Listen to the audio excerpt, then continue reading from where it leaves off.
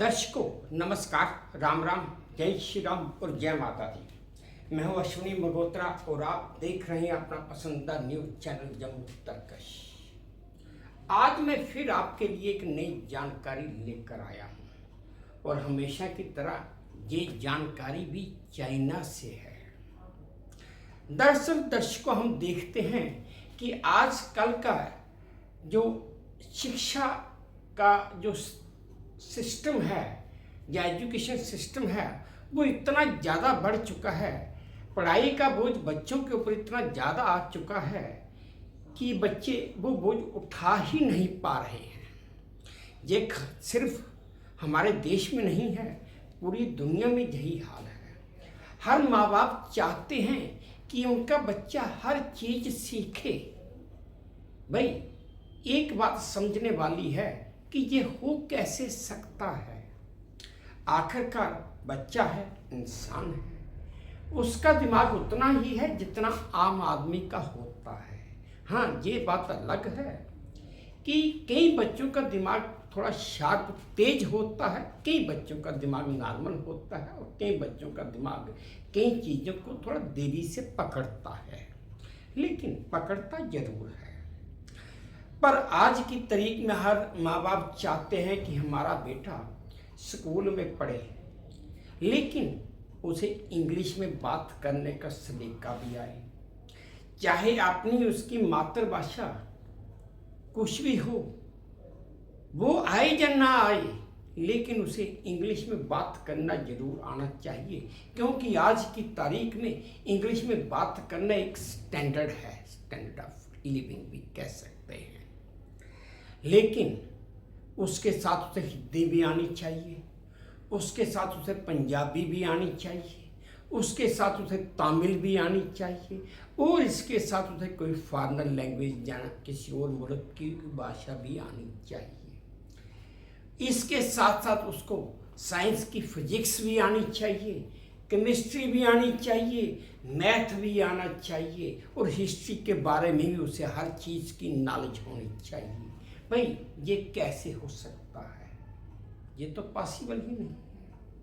लेकिन माँ बाप, हम लोग, मैं और माँ बाप को दोष नहीं देता या उनके लिए नहीं कहूँगा, मैं ये कहूँगा कि हम लोग ये समझने के लिए तैयार ही नहीं हैं कि भाई ऐसा हो ही नहीं सकता है। बच्चा जब स्कूल से घर आता है तो वो वैसे ही स्कूल में अपनी पढ़ाई की वजह से काफ़ी ज़्यादा थक चुका होता है।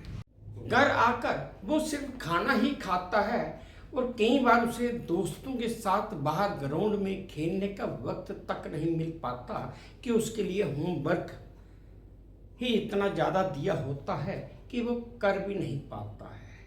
ये तो एक अलग बात आ गई। लेकिन आप सबको पता है कि आज की तारीख में स्कूल का बच्चा जिसका अपना वजन शायद 10 किलो हो, लेकिन उसके अगर स्कूल बैग का वजन देखो तो वो 12 किलो से भी ज़्यादा होता है। हाँ, हमारी सरकार ने कुछ कोशिशें की हैं कि बच्चों की पढ़ाई का जो किताबों का बोझ है वो कुछ कम हो पाए, लेकिन अभी इसमें पूरी तरह इसको लागू होने में काफ़ी वक्त लगेगा। हाँ, तो दर्शकों, मैं बात कर रहा था एक जानकारी की। ये जानकारी हमेशा की तरह चाइना से है। चाइना में शिक्षा के प्रति चाइना के लोगों का जुनून कोई नई बात नहीं है। वो लोग हर चीज़ सीखना चाहते हैं, इसलिए तो हर रोज़ एक नया आविष्कार, एक नई चीज़ चाइना में ही बन रही है।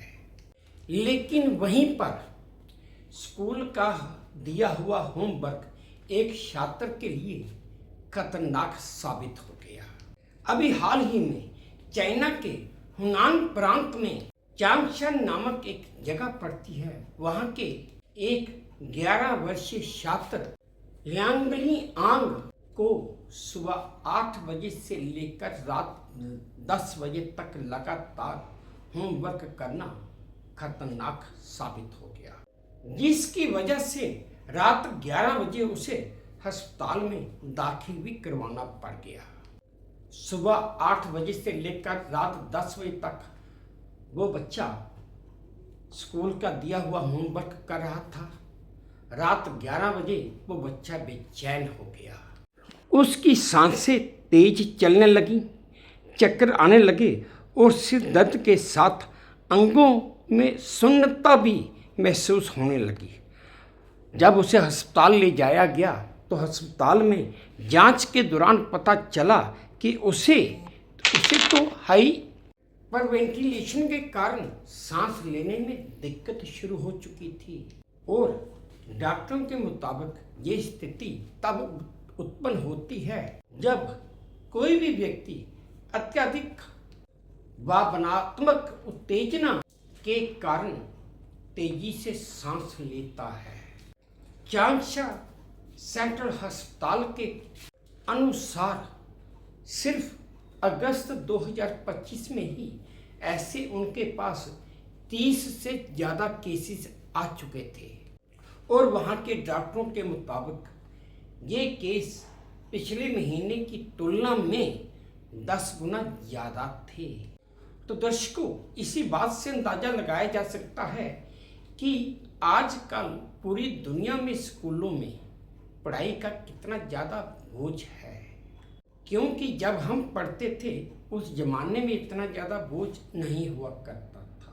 एक नंबर 2, ये भी बात एक सही है कि आज की तारीख में हर फील्ड में हर जगह एक कंपटीशन ऐसा है, उस कंपटीशन की वजह से हर माँ बाप, जहाँ तक कि बच्चे भी सोचते हैं कि हमें इस कंपटीशन में अव्वल आना है और इसी कारण वो दिन रात मेहनत करते रहते हैं और कई बार इतनी अत्यधिक मेहनत करते हैं कि उसका नतीजा उनकी सेहत पर आ जाता है। तो दर्शकों, मेरा सिर्फ इतना ही कहना है कि हर चीज़ के लिए एक वक्त होता है और एक टाइम सेट करके हर काम को करना चाहिए।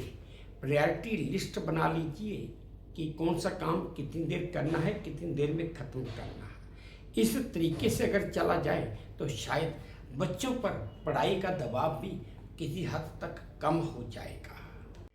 खैर दर्शकों, ये थी आज की मेरी एक छोटी सी जानकारी जो मैंने आप सबके साथ साझा की। उम्मीद करता हूँ आप सबको अच्छी ठीक लगी होगी। अगर अच्छी ठीक लगी है तो मेरी वही प्रार्थना कि प्लीज़ मेरे इस चैनल को लाइक कर दीजिए, शेयर कर दीजिए और सब्सक्राइब भी कर दीजिए। और हाँ, अपने कमेंट्स मेरे कमेंट बॉक्स में ज़रूर डालिए ताकि मैं उन्हें भी ध्यान से पढ़ सकूँ। बस अब इसी उम्मीद के साथ आप सबसे विदा लेता हूँ कि आप अपना भी ध्यान रखेंगे, अपने देश का भी ध्यान रखेंगे। जय भारत, तो धन्यवाद।